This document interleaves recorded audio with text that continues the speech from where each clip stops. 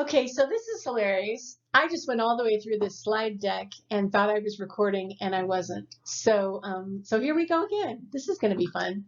It's Roxanne from Camping Up My Heart, and this is a video that I felt somewhat urgently needed to be done because of a real crisis in the veterinary profession right now.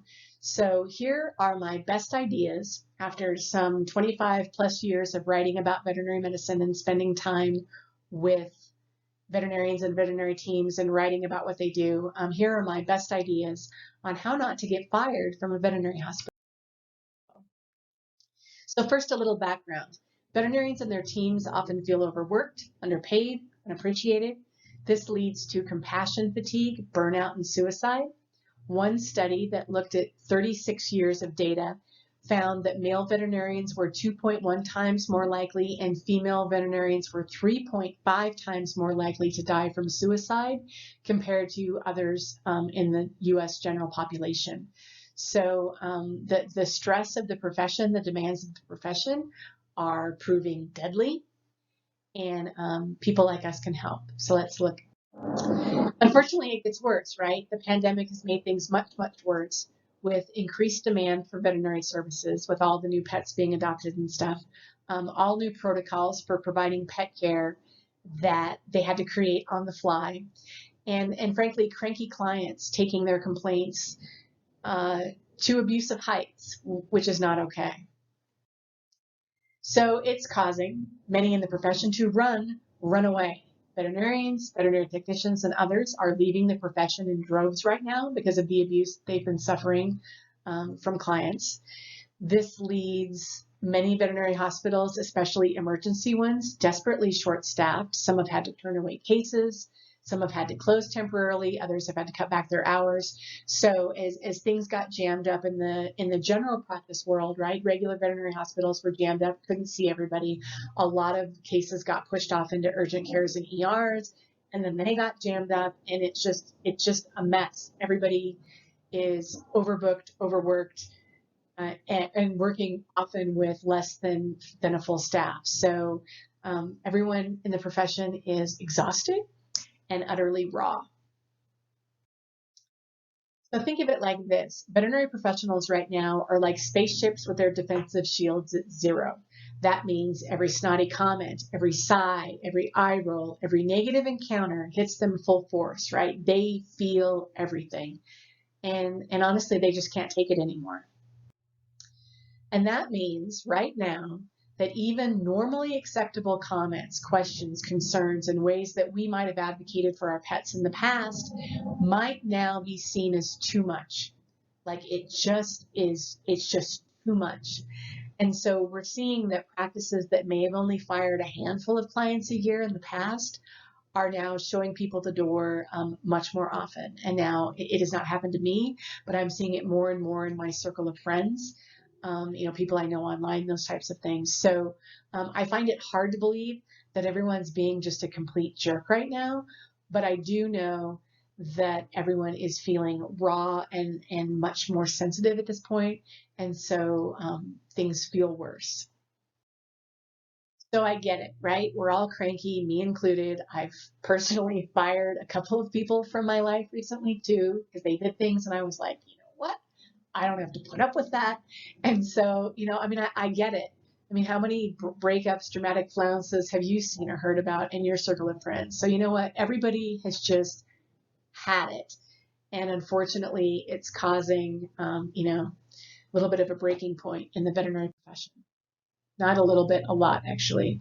So I worry that what gets broken now may never heal, and that whole swaths of people won't have access, immediate local access to veterinary care at the routine, specialty, or emergency level. And I'm really worried that if the pace of veterinary clients getting fired continues at this rate or increases as it has been, I'm worried about the future for all of us. So for now, I want to focus on the big stuff. So this is the stuff that is absolutely causing conflict in veterinary hospitals and leading to more people getting fired as clients. As I said earlier, There are things that we would normally do that are now suddenly seen in a new light, but these are the really big, egregious ones that are causing people to get the boot. So first of all, let's start with, what does getting fired mean? Getting fired from a veterinary hospital means that you and your pets are no longer welcome at a specific veterinary hospital. You can't make future appointments, seek urgent or emergency care, or get meds refilled there anymore. And in most cases, they will say, they'll send your records to another veterinary hospital of your choosing, and they will send you on your way. You might learn about this a few ways. You might be told that you're fired at the conclusion of a phone call or an appointment that they feel went badly.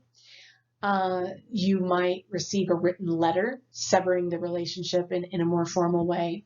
Or you might find out next time you call to make an appointment. And I'm hoping this is rare, but I actually know of one case where a person called a hospital that they didn't typically use. But anyway, they had to call a hospital and were informed recently, yeah, no, you got fired back in like 2014. So I can't, you can't come here. So I'm hoping that's rare, but I do know that it did happen at least once recently. So here are my best ideas on how not to get fired from a veterinary hospital. Let's start with, don't be a jerk. That means no cursing, no yelling, no calling people names, no making monster or lame demands like for emergency nail trims. And I'm going to go on a little bit of a tangent rant here and say that is one of my pet peeves. There's no such thing as an emergency nail trim. I encourage you to learn how to do this or find a way to get it done. Although I've heard that groomers are being treated horribly too. And so, so unless you already have a relationship with a groomer, maybe not the best time to ask one of them.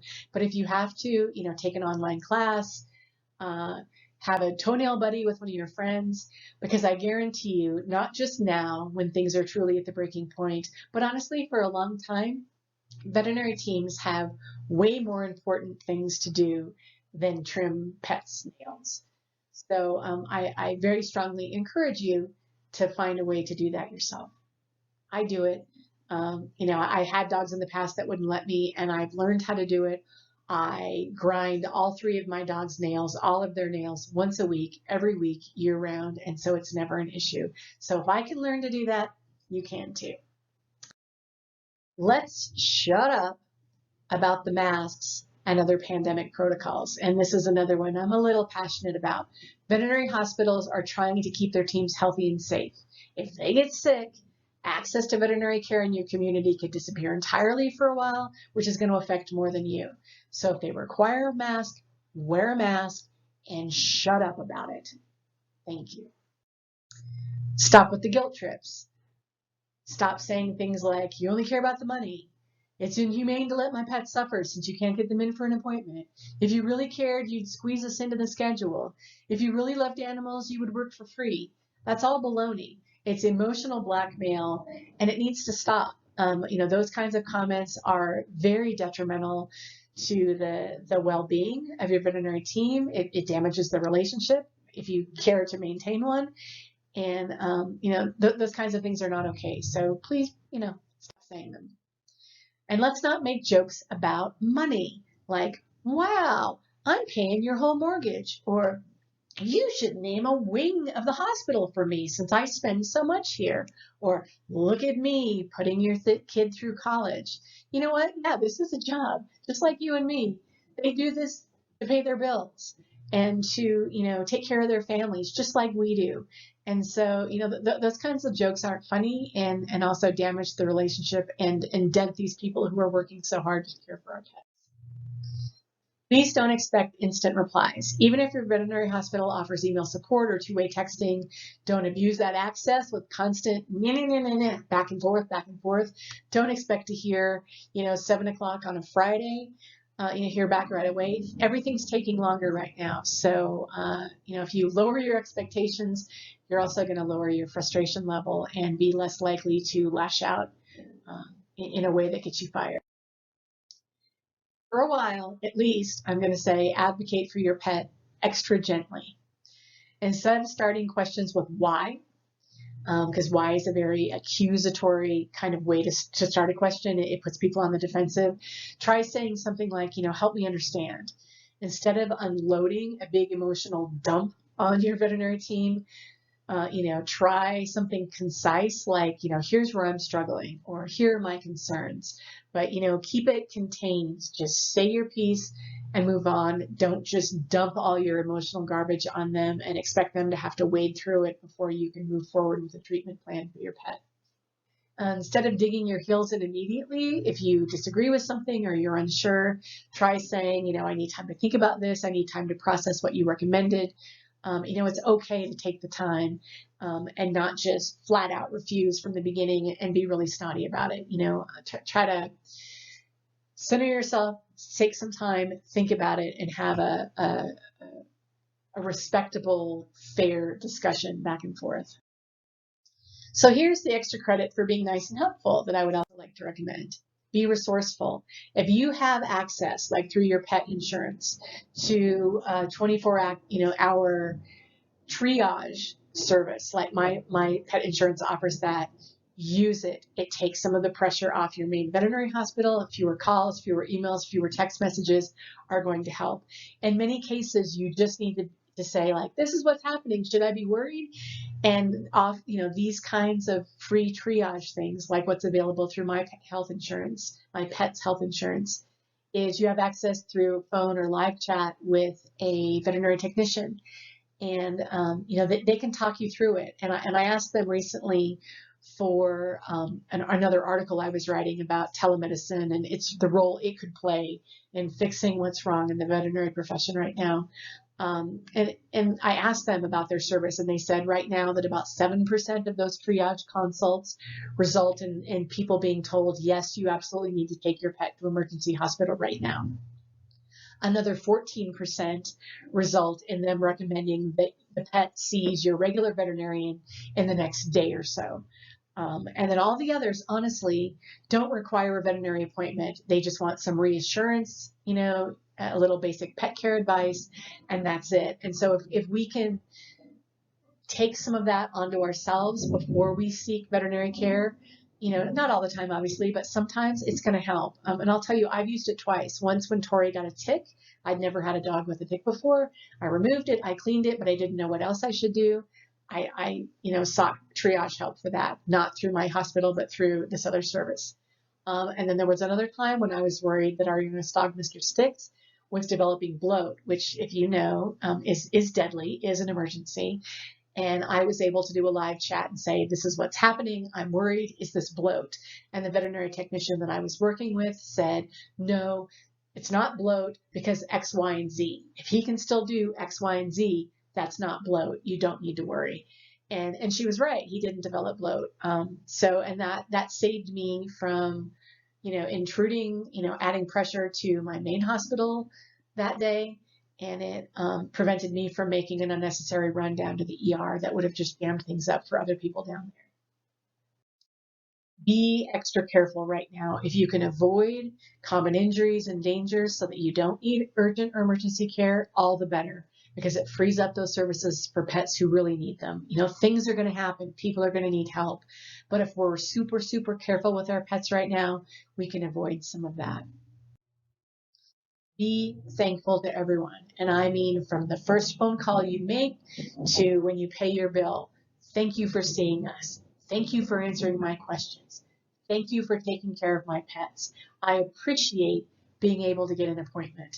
Every little bit of gratitude that we extend to them and that we express protects them from the people that are being crappy. Be organized. Bring typed notes with you or send them in if your hospital is still doing curbside service. Do it in just a few bullet points like the one I'm showing here on the screen. Do not write like 15 single-spaced pages of some sort of diatribe, storytelling, whatever. Be very concise. Include your mobile number and your credit card information if that's appropriate for how your hospital handles checkout for curbside service. You'll see the example that I'm sharing here is from my eldest dog, Clover, injured a toe last year in 2020. In the early days of the pandemic, I was able to get her an appointment, and I sent these notes in with her. You'll see I even made a little drawing. Look, I think it's this toe. I think it's this toe that hurts. This is what I did to try to deal with it until I could get in and get an appointment. This is how it's progressed over time. And so I was able to send that in. My veterinary read it, examined Clover's foot, called me, said, yep, I agree. It's that toe. Let's do x-rays. And it was a very efficient exchange of information. And I'll be honest, I'm one of the weirdos who actually kind of likes curbside service a little bit better. I find it more efficient. As you can probably tell, I ramble sometimes. And so it's probably better for me to write things down and send them in. It's a more efficient communication style. Being a writer, it's easier for me to do it in print and send it in. So if you can do that to speed up the history taking and the explaining why you're there, the better. Be prepared to wait. Bring snacks and drink. I didn't include it on here, but know where the closest bathrooms are. Bring something to read, watch, or listen to. Pack your patience and your sense of peace, because it's going to take time. And be mindful that your attitude and your energy affects others. So, really, really take a breath, really slow it down. Just accept that everything's going to take longer. If you can adjust your mindset, it's going to just be better for everybody. You're going to be less frustrated. You're going to be less likely to take it out on your veterinary team that could result in you getting fired as a client, which is a whole other drama, right? So let's avoid that. Be prepared to wait. Be human, right? Acknowledge this has been hard on the veterinary profession. Let them know that that it's kind of sucked for a while and you're glad they're hanging in there. Express your support for them doing what it takes to protect their health and their emotional well-being. Gosh, I hope you're doing okay. I hope you're taking your days off. I hope you're relaxing. I hope you're taking care of yourself, because we're all in this together. And if we don't work and support the people who provide veterinary care to our pets, I have major concerns about what's going to happen in the veterinary profession if we don't start fixing some of the conflict and drama that's happening. Let me see. Oh, extra credit. Extra credit. If you would like to help offset all the times that veterinary teams are now having to fire people for being awful, or they, feeling like their boundaries have been breached, bring gifts if you can. Bring healthy snacks, bring home baked goods. My favorite thing to do, honestly, is to get gift cards for nearby restaurants that are close to the hospital so that the whole team can benefit. They can order lunch in one day or dinner one night, or, do something nice for everyone on the team. Even if I don't directly engage with them, so like I called and was like, what restaurants do you guys like? What kind of food do you like? So that I could buy gift cards and, drop them off or mail them, whatever. And just show some support for all of their hard work and everything that they do for us. So I think that's my last. I need to record a little bit extra here on the end because I kind of messed up. So I apologize if there's a weird edit there at the end. So this is the last slide, talking about bringing gifts if you would like to show your support to veterinary teams. And I was thinking about it. I'm recording this end part the next day, but I was thinking about it, and I want to tell just a couple of stories from my experience where I very easily, based on some bad things that happened, that very easily could have turned into me getting fired as a veterinary client if I had handled them differently. And so for those of you who don't know me from other things, my original border collie, the one her name was Lily, and we refer to her as the original canine heroine of our blog, died of an adverse rabies vaccine reaction. And, that's a really big deal. And had it happened to someone who doesn't understand the veterinary profession as well as I do, didn't have the background that I do, that easily could have become one of these big, dramatic, social media viral kind of posts about, oh my God, my dog died, all that kind of stuff, criticizing the practice, all those things that you often see happen in these kinds of cases. But you know what? That didn't happen in my case, because of the good relationships that I've worked very hard to build with our veterinary teams over the years. And so, so that's one example, right? That could have been a very big dramatic moment that would have led to me being fired. That happened back in, so it was January of 2012 when that happened. I very easily could have been awful about that and gotten fired because of it even back then. Later in Lily's treatment, she actually survived about 23 months after the vaccine essentially ruined her brain. And we had been doing a bunch of different immune suppression type things to keep her alive that long and to keep her going. And one of the nights that she received, it's a drug called cytarabine, subcutaneously. So they would shoot it into, like where they give vaccines, like back between her shoulder blades. And, I had said early on, gosh, I could do those injections. Couldn't you just send them home? And at the time they were like, oh no, that's a controlled, it's a controlled drug. We couldn't send it home with you. You can't do it at home. But then there was one night when I had to take her down. She had to get 4 injections over 2 days every 3 weeks. So I would literally be up at 5, out of the house at 6, down at the hospital at 7. They would give her the injection, which would take like a minute at the most. And we would jump back in the car and we would drive back home, and I would work all day. And then I would leave the house again at 5, drive down to the hospital 6 in the evening. They'd give her the injection. I'd be home by 7. And so we had to do that 2 days in a row, every 3 weeks. And one of the final injections, I don't remember if it was the first night or the second night, but it was an evening injection. And they had taken her back, and I waited and waited and waited and waited and waited. And finally, the receptionist at the specialty hospital said, Roxanne, one of the doctors would like to talk to you in an exam room. So they took me back to an exam room for privacy. And that's when I learned that they had accidentally given Lily somewhere close to double the amount of cytarabine that she should have gotten, which is a medical error, right? It could have ruined her bone marrow for life. It could have been devastating. It didn't, but it could have. And at the time, it was one of our favorite emergency veterinarians who, because of Lily's very dramatic life, who got into all sorts of interesting things. She got bit by a rattlesnake 2 separate times. She once ate something like 230 supposedly non-toxic paintballs that were actually toxic. And, so we had been through a lot with our ER team there at the hospital. And so it was one of our favorite ER veterinarians who came and sat with me that night.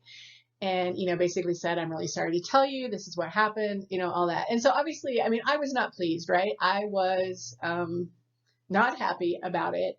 But because we had this long-standing relationship, it was okay. And I did have to, gripe a little bit, because like when I finally got my bill for that, I had been charged for the extra medication that they had accidentally given her.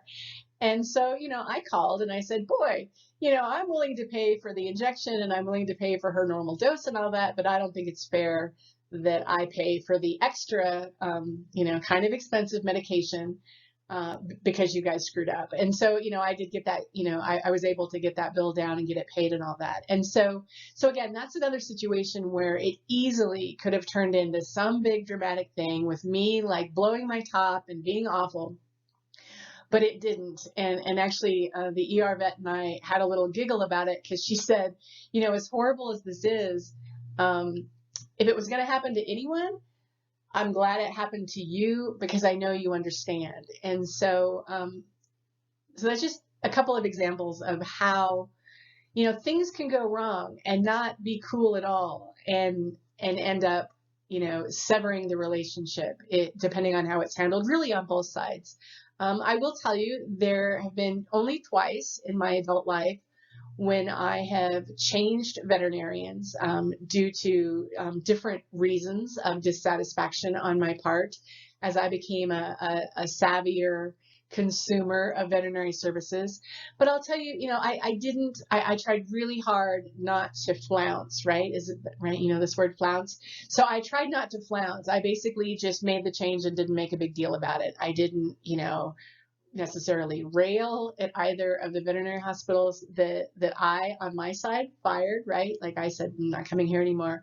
So these kinds of situations can happen, and they can be handled in a way that's satisfactory to all. I think, granted, those situations, the ones I explained, happened a long time ago. So who's to say that with everyone being raw right now, maybe I would have gotten fired in those scenarios, if they happened now. I don't know. I like to think not, because I try really hard to be very measured. I joke that I know more than I should about the veterinary world, just because of the work I do and all that. And so I'm sure it makes me a weird and potentially difficult client. I acknowledge that. And so I actively actually try not to be a pain in the butt.